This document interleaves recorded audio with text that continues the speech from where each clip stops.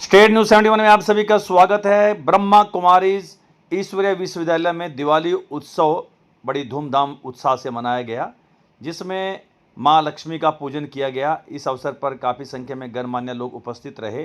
तो आइए चलते हैं ब्रह्मा कुमारीज ईश्वरीय विश्वविद्यालय ब्रांच सढौरा में, जहां पर ये कार्यक्रम आयोजित किया गया। और इसी तरीके से बाबा जो है हमारी ये जो जोत है आत्मा की, उसको जगा रहा है।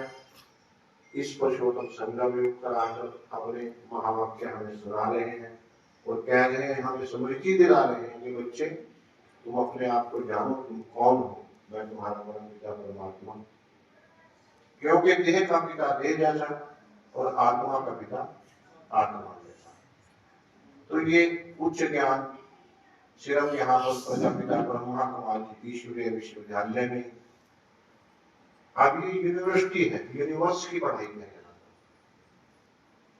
तो बाबा हम सब की जोत जगा रहे हैं, उसी का यादगार ये दीपावली है, जिसके लिए आज हम सब यहाँ मनाने के लिए इकट्ठे हुए हैं। मैं आप सबको अपनी तरफ से और प्रजापिता ब्रह्मा कुमारी ईश्वरीय विश्वविद्यालय की तरफ से आप सभी आए लोगों का स्वागत भी करता हूँ, अभिनंदन करता हूँ और इस दीपावली की आपको बहुत बहुत हार्दिक शुभकामनाएं देता हूँ। आपका पूरा का पूरा वर्ष खुशियों से भरे और लक्ष्मी की कृपा रहे, बाबा की कृपा रहे। इसी के साथ आप सबका धन्यवाद। ओम शांति। ओम शांति। हम सबके बीच में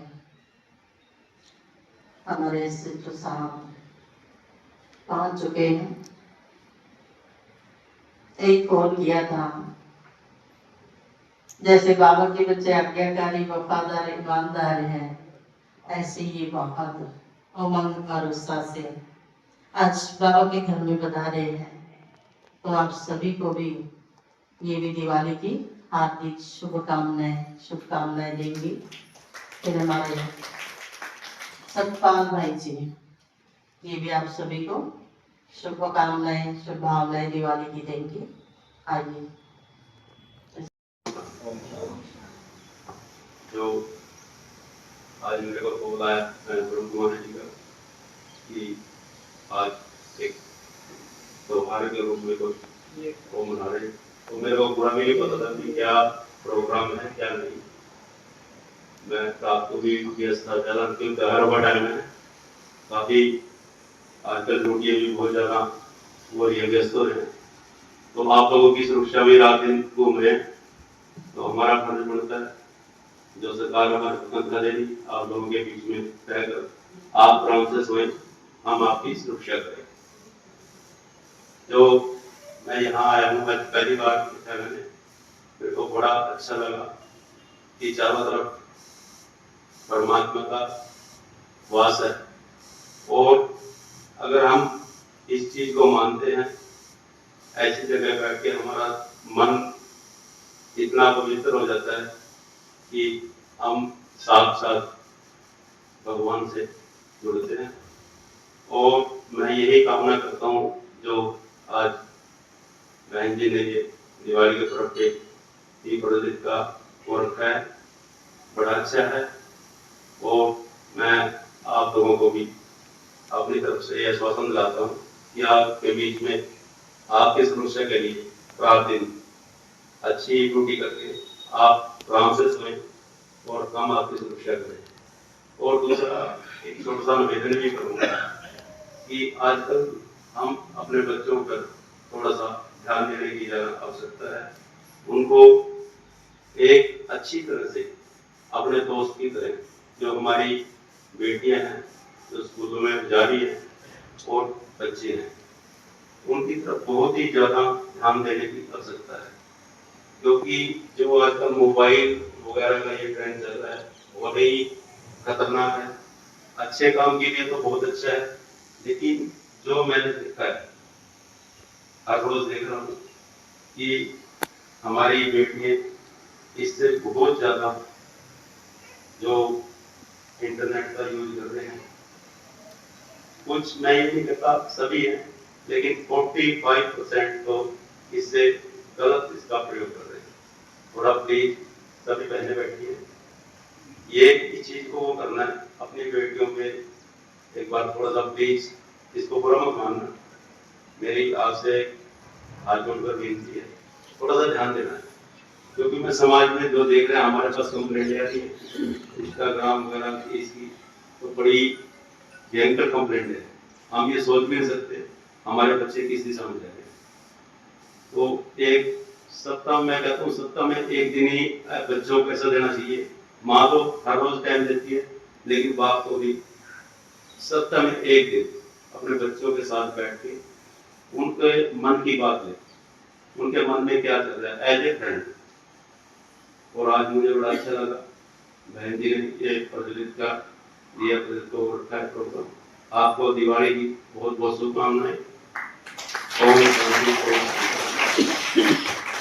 हमारे बड़े भाई साहब प्रमोद जी ने अपील की जैसे नशे के बारे में, तो इसके बारे में मैं कहना चाहूंगा कि हमारी माताओं को, हमारी बहनों को ज्यादा ध्यान देना पड़ेगा, क्योंकि आदमी तो बाहर सर्विस पे चला जाता है या मजदूरी करने चला जाता है और रात को आता है लेट थका रहा, खाना खा के सो जाता है।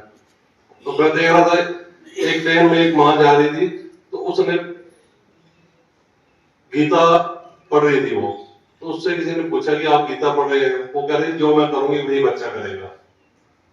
तो माताओं को ज्यादा ध्यान देना पड़ेगा इस चीज पे, हमारे बच्चे क्या कर रहे हैं, कब जा रहे हैं, कहाँ जा रहे हैं, क्योंकि ये 12 और 16 के बीच की उम्र जो है इसमें बच्चे बहक जाते हैं।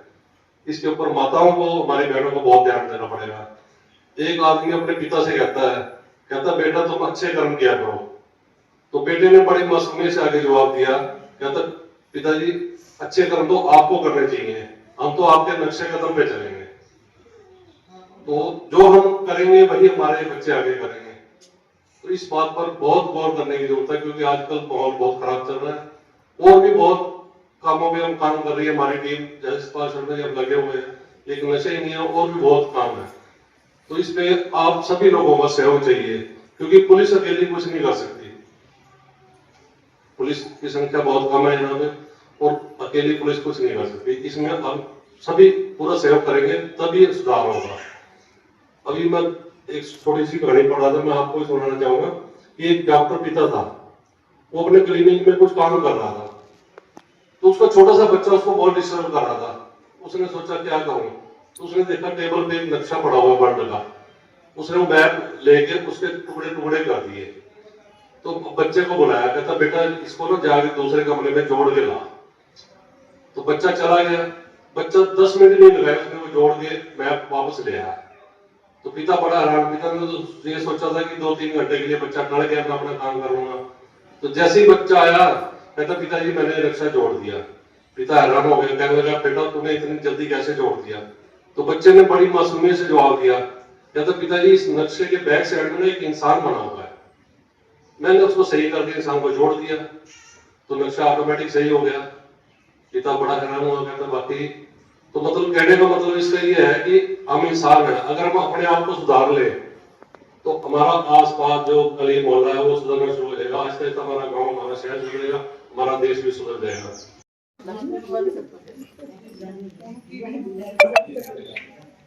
हो गया।